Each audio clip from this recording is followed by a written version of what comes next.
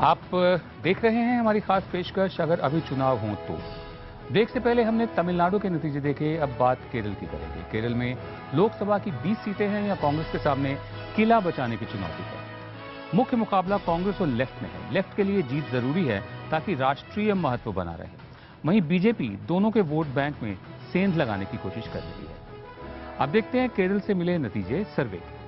केरल में किसको कितने वोट मिलेंगे। IBN7 के लिए हुए CSDS के सर्वे में मिली लोगों की राय के मुताबिक सबसे ज्यादा 45% वोट UDF को मिलने के आसार हैं।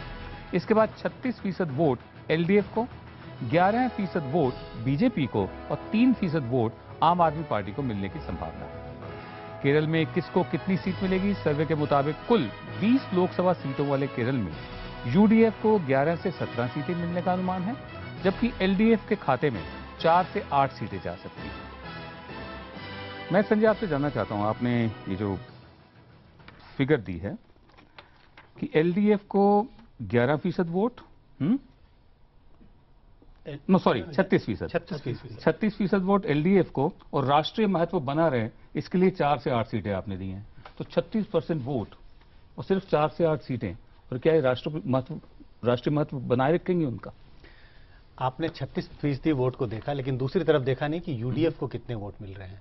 UDF के पास 45% वोट है और इस फासले को अगर आप देखें जो लगभग 19% का फासला है जी, 9% का फासला है, और ये 9-8 और केरल के जो चुनाव हैं, ज्यादातर चुनाव में देखेंगे आप दोनों गठबंधनों के बीच जो फासला वो रहता है वो 3-4% का फासला रहता है। ये 9% का बहुत बड़ा फासला है। देखिए, मैं आपसे ये जानना चाहता हूं कि 45% वोट के साथ UDF को 11 से 17 सीटें मिलने का अनुमान है और 36% वोट के साथ 9% कम है, LDF को सिर्फ 4 से 8। मुझे ये समझा दीजिए बस। बिल्कुल, मैं यही कह रहा हूं कि सिर्फ आप 36% वोट को अलग से हम हटा के नहीं देख सकते। अगर यही 36% वोट किसी पार्टी को यूपी में आ जाए तो वो पार्टी पूरा इलेक्शन स्वीप कर सकती है, लेकिन 36% वोट के साथ हमें यह भी देखना है कि जो सबसे नजदीकी मुकाबला किससे है, और जो नजदीकी मुकाबले की जो पार्टी है, जो गठबंधन है UDF, उनके पास 45% वोट है, जो 9% का फासला है। और इस तरह के बाइपोलर कंटेस्ट में 9% के फासले, दरअसल ये बाइपोलर का खेल है। जैसे राजस्थान में 40% वोट के बाद भी कांग्रेस का सुपड़ा साफ, तो ये बिल्कुल दो धुरों पर है चुनाव, इसलिए है। जी कुमार, आप सहमत हैं? दूसरा कारण ये कि जैसा हम डिस्कस कर रहे थे पहले कि अभी केरल में जो मूवमेंट्स थी वो सब मूवमेंट्स बंद है। केरल और वेस्ट बंगाल ये दो स्टेट का महत्वपूर्ण बात ये थी पहले कि वहाँ की trade union movement, peasant movement, वो साइलेंट वैली की एनवायरमेंट मूवमेंट, शास्त्र साहित्य परिषद की कल्चरल मूवमेंट, और एक कांग्रेस वाले हो वो भी आधे मार्क्सिस्ट रहते थे। एक जमाने में केरल में कांग्रेस वाले जो थे वो भी आधी भाषा मार्क्सिज्म की करते थे। अब वो माहौल खत्म हो गया है। अब वो लेफ्ट का जो रोमांटिसिज्म है वो भी खत्म हो गया है और लेफ्ट को लोग समझते हैं कि इन्होंने तो हमारी अड़चन की है।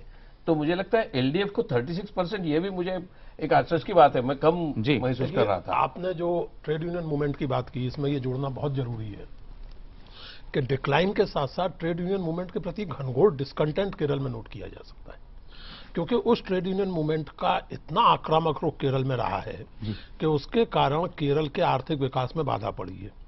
केरल की इकोनॉमी अभी तक लार्जली गल्फ और टूरिज्म इकोनॉमी है, जो कि बहुत बुनियादी तौर से सस्टेनेबल इकोनॉमी लॉन्ग रन में नहीं है, और लोग ये रियलाइज कर रहे हैं।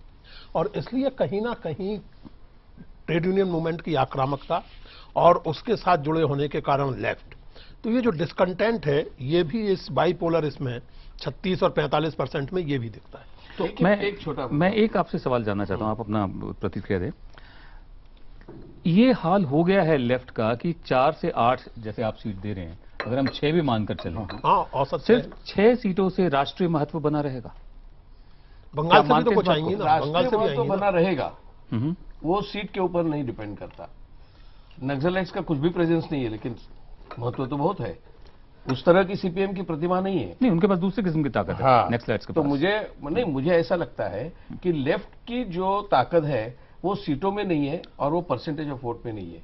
जो 10 या 5 होंगे सर, उनके अभी तक जो एक उनका ईगो है, आइडियोलॉजिकल ईगो जिसको कह सकते कल हैं, जो हम लोग वो बात आइडियोलॉजिकल ईगो जो है, उसी आइडियोलॉजिकल ईगो से वो ऐसा मानते थे खुद, और लोग भी मानते थे कि वो डॉक्टर मनमोहन सिंह की सरकार कंट्रोल कर रहे हैं। एक्चुअली वो कंट्रोल नहीं कर रहे थे, ये चर्चा को हम आगे बढ़ाते हैं, लेकिन वो ऐसा दिखा रहे थे कि वो कंट्रोल कर रहे हैं। उसी तरह वो आइडियोलॉजिकल ईगो का प्रॉब्लम। हम कार्यक्रम को आगे बढ़ाते हैं, ये चर्चा जारी रहेगी हमारी। सरकार के काम से कितने संतुष्ट हैं केरलवासी? सर्वे में सामने आए राय के मुताबिक 10% लोग केरल की यूडीएफ सरकार से संतुष्ट नजर आए। 27% लोग मुख्यमंत्री ओमेन चांडी के काम से संतुष्ट दिखे, जबकि 7% लोग केंद्र सरकार के काम से खुश दिखे। क्या केंद्र की यूपीए सरकार को फिर मौका मिलना चाहिए? इस सवाल पर केरल में मिली राय के मुताबिक 28% लोग यूपीए को फिर मौका देने के पक्ष में दिखे, जबकि 45% इसके खिलाफ थे। इस चुनाव में क्या केरल के चुनावी मुद्दे क्या क्या हैं? सर्वे में 55% लोगों ने कहा कि उनके लिए महंगाई चुनावी मुद्दा है, 8% लोगों के लिए भ्रष्टाचार, 4% लोगों के लिए विकास और 3% लोगों ने पर्यावरण को चुनावी मुद्दा बताया।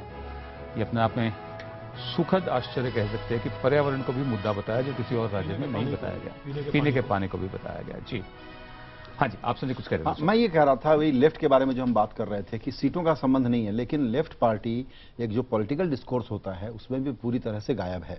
तो पश्चिम बंगाल की कल हमने बात की, और केरल का भी देख के लग रहा है जो इनका दूसरा सैंक्टम सैंक्टोरम है उसको ये खुद वैकेट कर रहे हैं।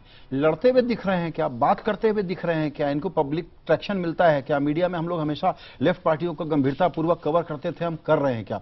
तो इसके लिए हमको ब्लेम करें या लेफ्ट ने अपने आप को खुद को ही ड्रॉ कर लिया? लेकिन देखो क्या हो रहा था, केरल जैसे राज्यों में और वेस्ट बंगाल जैसे राज्यों में देश की तरफ से 4 points of ideological power centre थे। एक था सेंट्रिस्ट, राइट ऑफ सेंटर, एक था सेंट्रिस्ट मतलब कांग्रेस, और एक लेफ्ट ऑफ सेंटर और लेफ्ट ऑफ सेंटर, कांग्रेस, और सेंटर लेफ्ट और सेंटर राइट, इतने फोर्सेस थे। अब क्या हो गया है, एक्सट्रीम लेफ्ट गायब हो गया, वो तो नक्सलाइटों के साथ गया। लेफ्ट ऑफ सेंटर जो था वो पूरा कांग्रेस में आ गया और लेफ्ट भी कांग्रेस पे आ गया। तो एक ही पर्सपेक्टिव अभी रहा है, लेफ्ट ऑफ सेंटर नहीं गया, सेंट्रिस्ट जी, लिबरल सेंट्रिस्ट, और right of centre, right of centre BJP, extreme right शायद मोदी।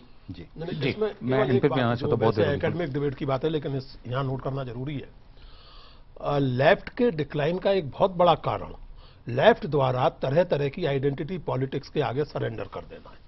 ये बहुत बड़ा कारण। बिल्कुल।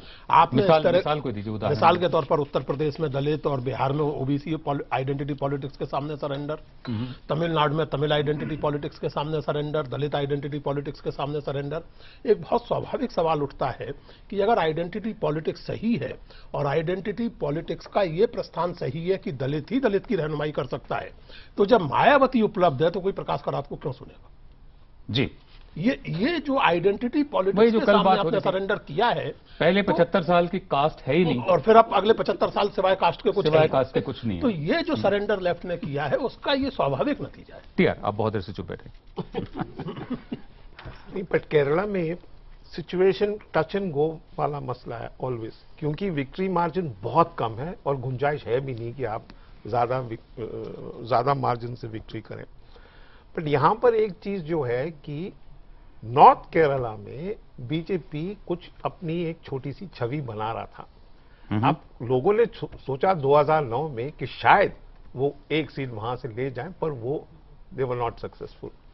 इस वक्त मैं देख रहा हूं कि यूडीएफ की सरकार, क्योंकि उनकी कुछ नीतियां ऐसे रही हैं जहां पर वो मान के चल रहे थे कि वो एलडीएफ को एक फाइट देंगे, मेरे ख्याल में दैट इज वर्किंग।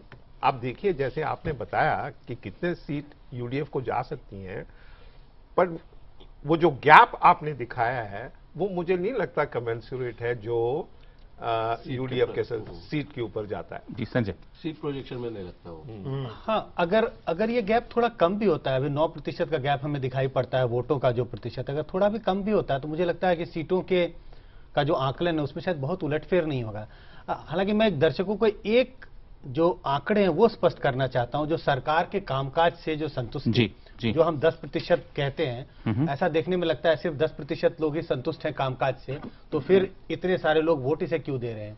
असल में ये सवाल जब हमने पूछा, तो 2 तरह के जवाब मिले, कितने लोग संतुष्ट हैं और कितने लोग असंतुष्ट हैं, और ये उसका जोड़ घटाव है। कुल मिला के हम ऐसे कह सकते हैं 50% लोग संतुष्ट, 40% लोग असंतुष्ट, तो कुल मिला के 10% लोग संतुष्ट। Net हैं। satisfaction। तो ये नेट सेटिस्फैक्शन का जी। फिगर है। एक जमाना था जो दिल्ली वालों को याद होगा, पुरुषोत्तम जी को याद होगा, टीआर को याद होगा, संजय अगर आप दिल्ली में उस दौर में रहे हो तो शायद आपको याद हो, जब बोट क्लब लॉन्च पर बड़ी बड़ी रैलीज होती थी लेफ्ट की, लाखों की तादाद में लोग आते थे और लाइन बनाकर सर पे अपनी गठरी रखी होती थी, औरतें मर्द। हाँ? राइट। आपको याद है पुरुषोत्तम? ऐसी एक रैली में मैंने हिस्सा लिया एक वॉलंटियर के तौर पे। जी, लंबी लंबी अनुशासित तरीके से एकदम लाइन में चलकर आना, लाइन में चल के बोट लाखों क्लब लोग, लॉन लाखों खचा खच भरा होता था, और पूरे रेड फ्लैग्स और जी, पूरे red ऑल flags। मैंने ओवर हिस्सा लिया लाल ऐसी झंडे सब जगह दिखाई देते थे। वो दौर अब बीत चुका है। वक्त एक ब्रेक का। ब्रेक के बाद आपको दिखाएंगे प्रधानमंत्री के ओहदे के लिए केरल के लोगों की पसंद कौन है।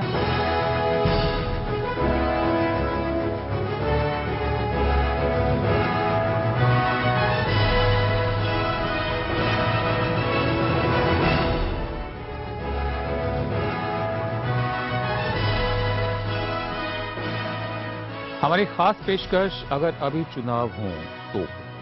आपका फिर से स्वागत है। कौन बने प्रधानमंत्री? सर्वे में केरल की जनता की जो राय मिली उसके मुताबिक 24% लोगों ने राहुल गांधी को अपनी पसंद बताया, तो वहीं 12% लोग नरेंद्र मोदी के पक्ष में दिखे। इसके अलावा 3% लोगों की पसंद मनमोहन सिंह थे, जबकि 55% लोगों की कोई राय नहीं थी।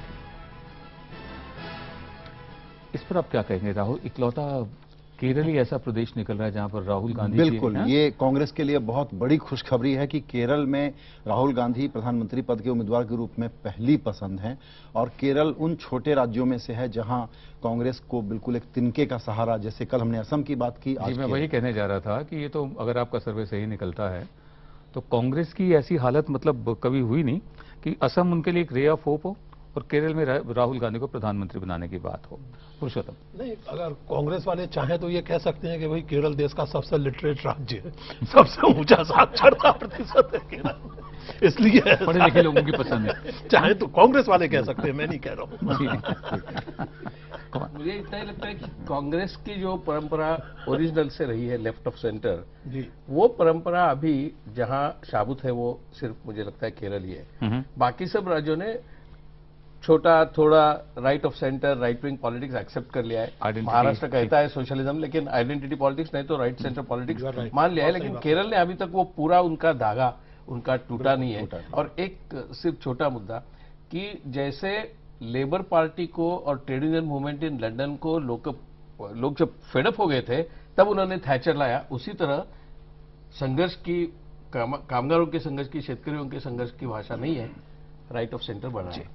टीआर, आप क्या कहते हैं? देखिए, जहां तक ये सर्वे है इन दोनों राज्यों का, मेरे ख्याल में ये मोर और लेस टू द मार्क की लग रहा है फिलहाल।